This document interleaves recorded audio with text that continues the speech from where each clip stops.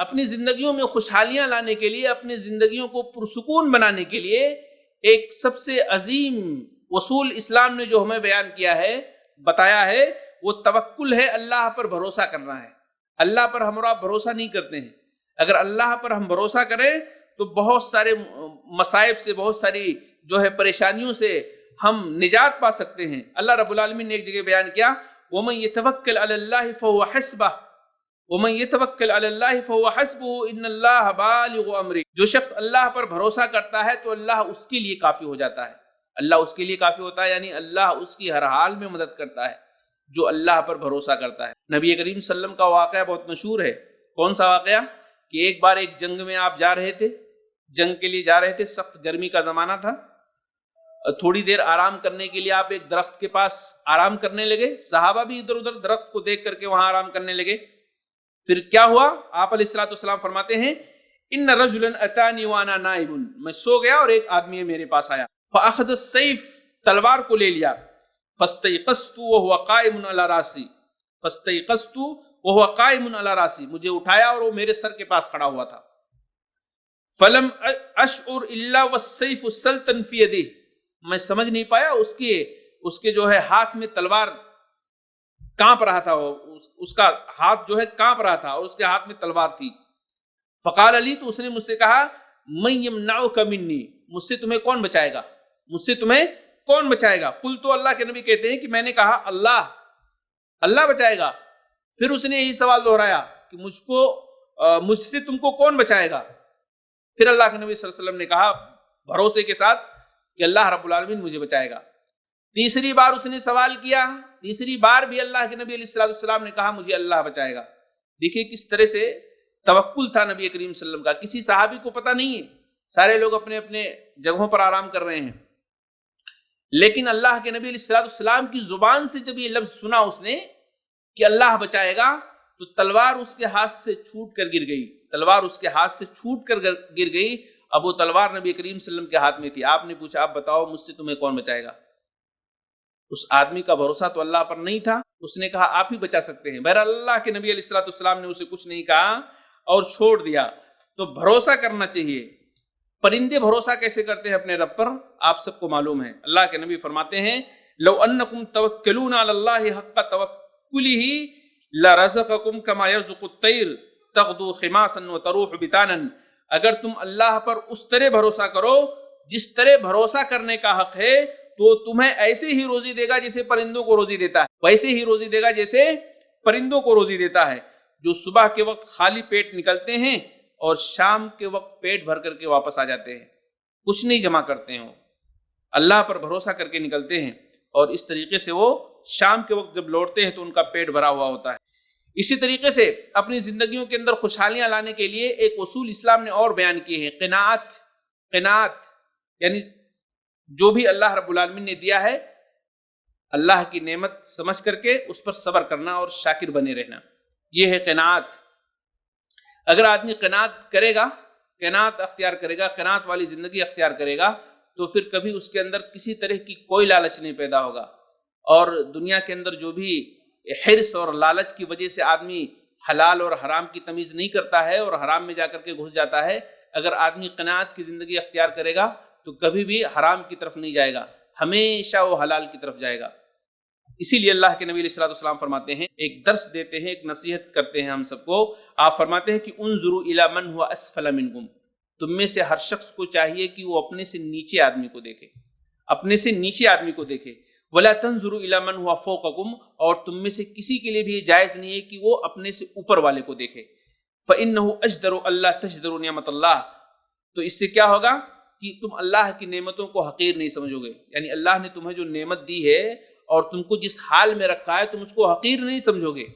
کبھی بھی حقیر نہیں سمجھو گے کہ میرے پاس کچھ بھی نہیں ہے، بلکہ تم یہ سوچو گے کہ اللہ نے جو دیا ہے بہت کچھ دیا ہے، اس پر تم صبر کرو گے، اس پر تم شاکر بنے رہو گے۔ تو اسلام نے جو اصول بیان کیے ہیں بہت زبردست اصول ہے۔ اگر آدمی ایسا کرتا ہے تو پھر اس کے دل میں کبھی خواہش نہیں ہوگی کہ ہمارے بھائی کے پاس گاڑی ہے، بائک ہے، ہمارے پاس بھی ہونی چاہیے، ہمارے بھائی کے پاس بلڈنگ ہے، عمارت ہے، ہمارے پاس بھی ہونی چاہیے،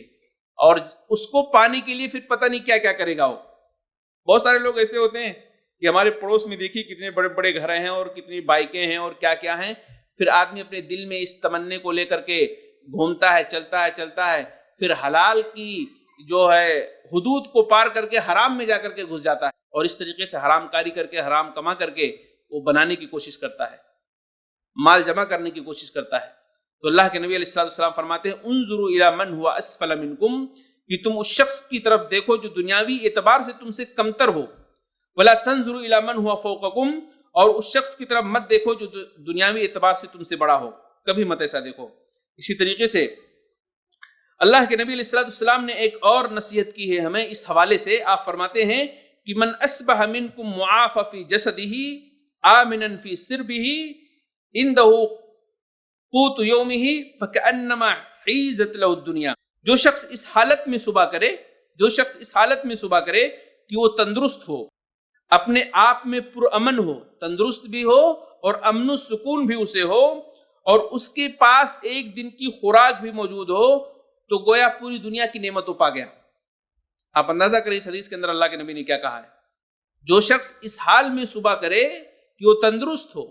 اور پھر وہ پرسکون بھی ہو، اس کو کوئی ٹینشن نہ ہو، کسی بھی چیز کا کوئی ٹینشن نہ ہو، اور اس طریقے سے ایک دن کا کھانا بھی اس کے پاس ہو، تو اس کو یہ سمجھ لینا چاہیے کہ دنیا کی ساری نعمتیں اس کے پاس آ گئی ہیں۔ تو یہ قناعت کا درس دیا ہے اسلام نے، قناعت کا، شکر گزاری کا درس دیا ہے، جتنی بھی چیزیں اللہ نے دی ہیں اس پر صابر و شاکر رہنے کا حکم اسلام نے دیا ہے، اور اس نصیحت کو اگر اس پر ہم عمل کرتے ہیں تو یقیناً ہماری زندگیوں کے اندر بہت ساری خوشحالیاں آ سکتی ہیں،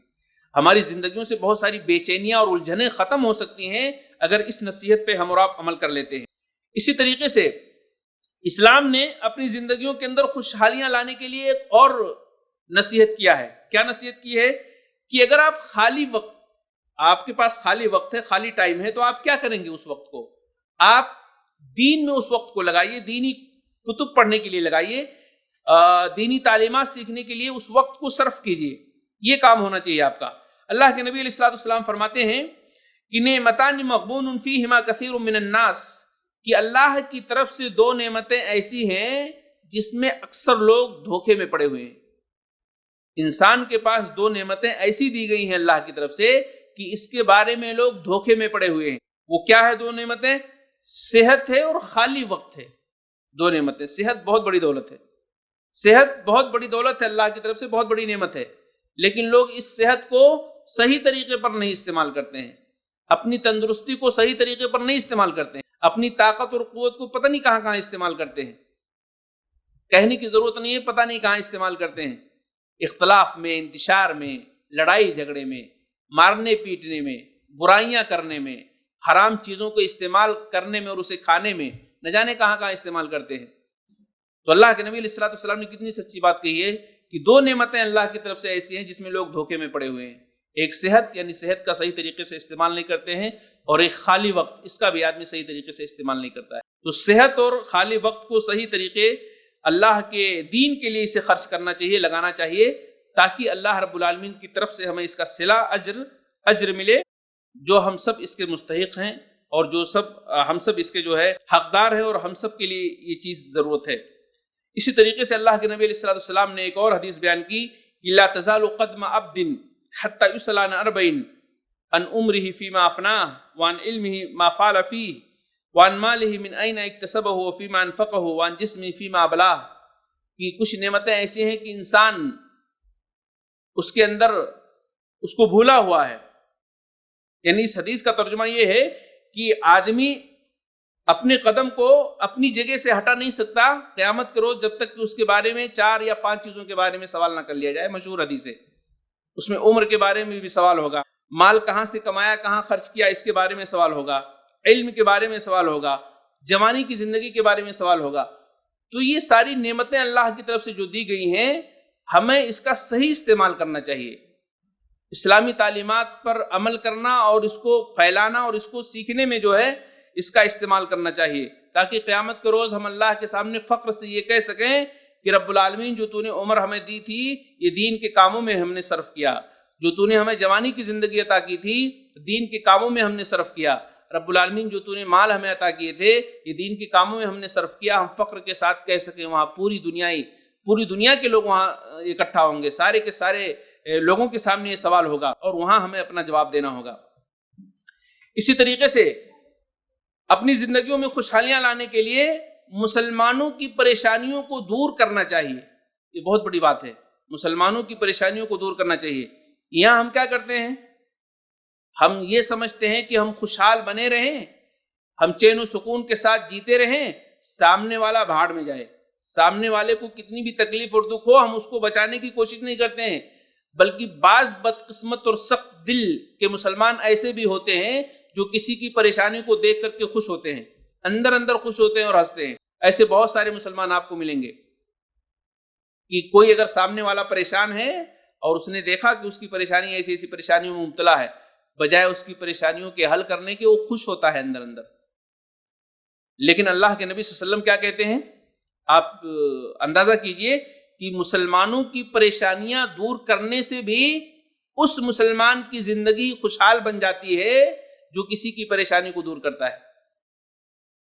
یعنی خوشحالیاں آتی ہیں ایسے آدمی کی زندگی میں جو دوسروں کی پریشانیوں کو دور کرتا ہے۔ آپ علیہ الصلوۃ والسلام فرماتے ہیں من اراد ان تستجاب دعوته وان تكشف عنه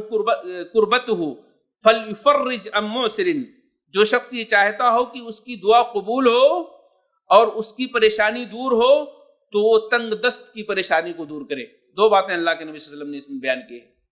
اگر کوئی شخص یہ چاہے کہ اللہ اس کی دعا کو قبول کر لے، اور اگر کوئی شخص یہ چاہے کہ اس کی زندگی سے پریشانی دور ہو تو اپنے بھائی کی پریشانی کو دور کرے۔ بھائی کی پریشانی کو دور کرنا دعا کی قبولیت سے اللہ کے نبی صلی اللہ علیہ وسلم نے جوڑ دیا ہے، اور اپنی زندگی سے پریشانیوں کا خاتمہ اپنے بھائی کی پریشانیوں کو دور کرنے سے جوڑ دیا ہے۔ کتنی عام بات ہے۔ تو آپ فرماتے ہیں من اراد ان تستجاب دعوته وان تكشف عنه كربته فليفرج عن معسر، جو شخص یہ چاہتا ہو کہ اس کی دعا قبول کی جائے اور اس کی پریشانی دور کی جائے تو وہ تنگ دست کی پریشانی کو دور کرے۔